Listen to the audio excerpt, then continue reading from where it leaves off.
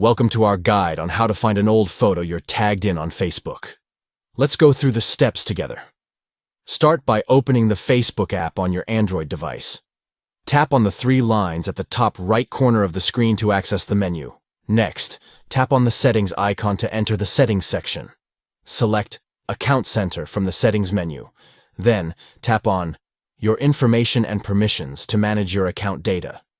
Tap on Access Your Information to view your Facebook activity.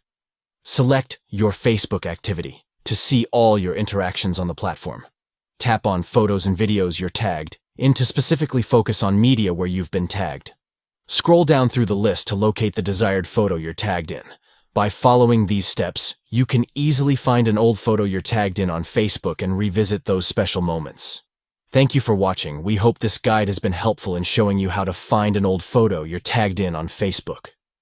Explore these steps to rediscover photos you're tagged in and engage with the memories and connections shared through tagging on the platform.